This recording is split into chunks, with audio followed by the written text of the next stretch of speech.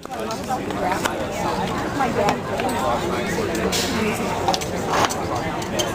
how short they go. Yeah. Look how big they are, and then look how short.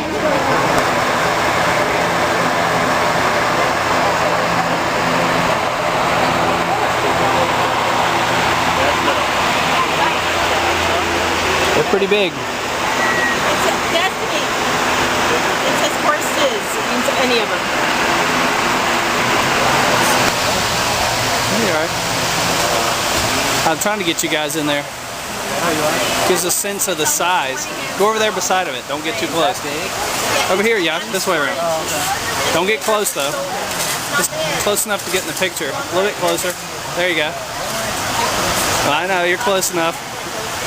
Okay, that's good. Yeah, get out of the way. Never before has a breed so touched the human heart and inspired such emotion and imagination. Now, the Gypsies have had horses for as long as their culture has been in existence. But the horse that we recognize today as the Gypsy Cob or Gypsy Vanner has only emerged within the past 50 years. In the mid-1900s, the Gypsy breeders began infusing the blood of the Clydesdale and the Shire. Whoa, dude, I missed that. Which gave the breed bone and feather, and they introduced the bloodlines of the Dales and the Fell ponies for their economical use of forage and more manageable size. But by the early 1970s, a breed type was becoming established and some magnificent foundation stock was being produced. These horses were used in nearly every aspect of the Gypsy's life, from pulling the colorful wagons and a great source of pride. Traveling the roads and often being cared for by children, it was essential that these Gypsy horses be strong, yet have a willing disposition, hardy nature, sound, easily kept. It was essential that they could do all these things, yet be gentle with the children. The Gypsies would take great pride in their horses. So the traveling lifestyle is no longer really a way of life. Gypsies still often attend many weekend horse fairs, either to buy, sell, or to show off their flashy horses. And if there's not a horse fair, many Gypsy families get together and do what they call a drive. They'll run a 10-mile road strip driving their Gypsy horses and relive the history. Owned by Bryant Morris, Flying Horse Ranch, being shown by Mandy Mondia.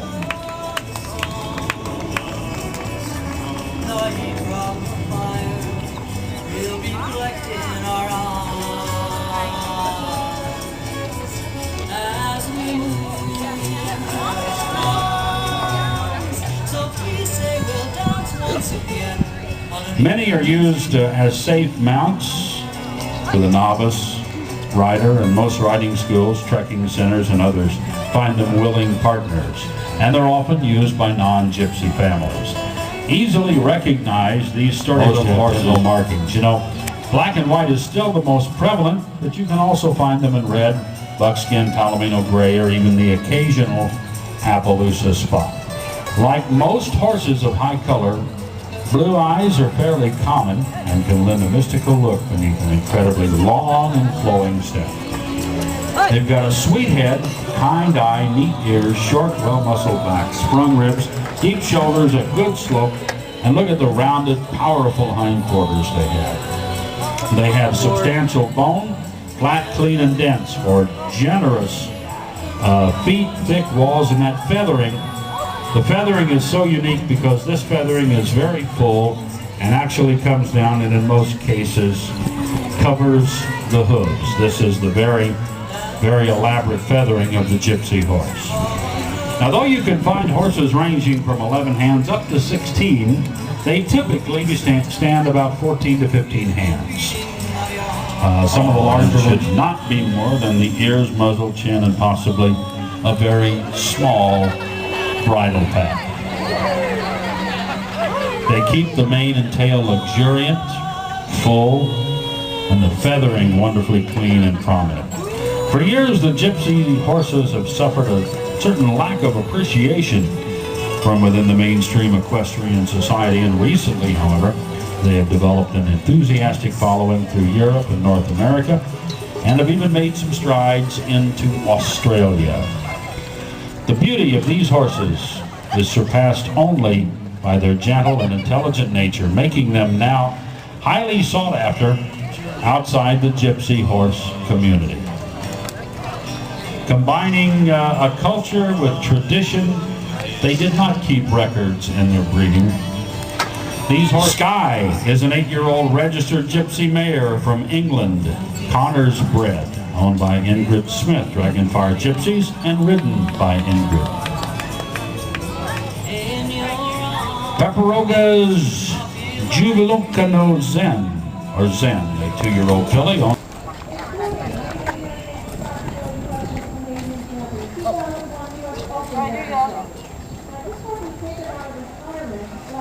He's quite the hit of the show.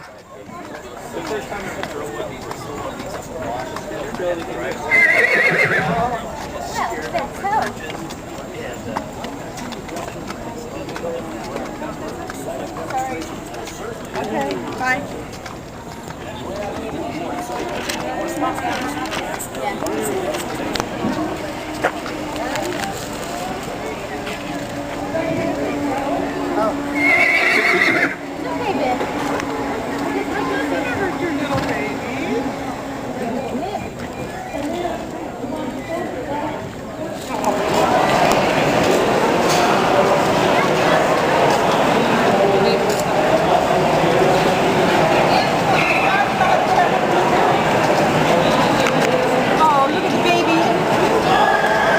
Don't get too close. Don't get too close. I'm out of the kicking distance.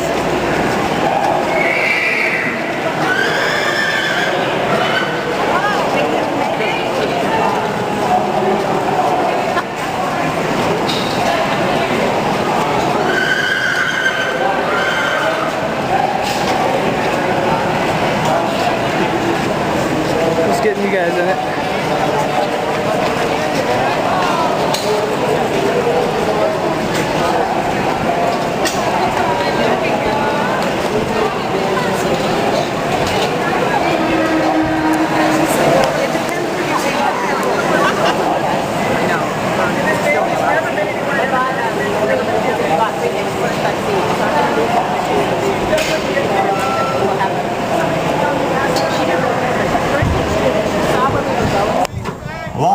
A lot of people wonder how we break the horses to gunfire.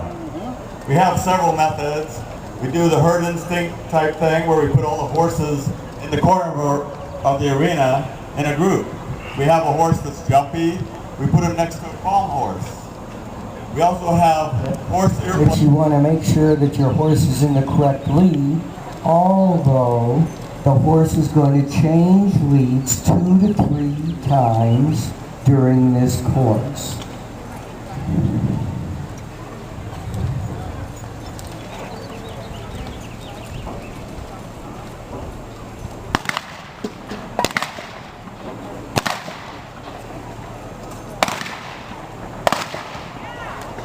Now there is some bit of course strategy which gives you the ability to cut through some of the cone. We have a range master such as myself who's standing here. That rider is not to cross that line until I give him the signal to go.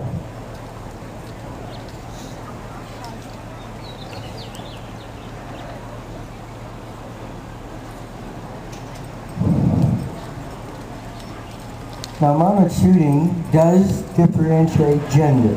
Women shoot against women, men shoot against men.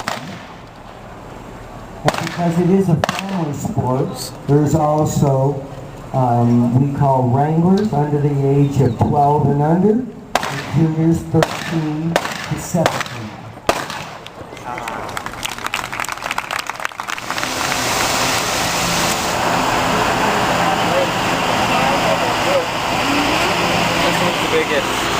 Yeah, it looks like he is. How huge this thing is.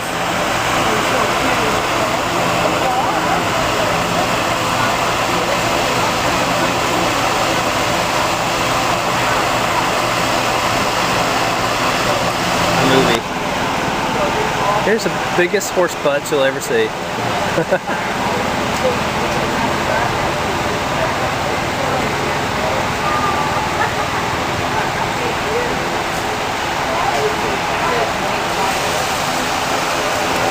I just showed Mom that today. Yeah.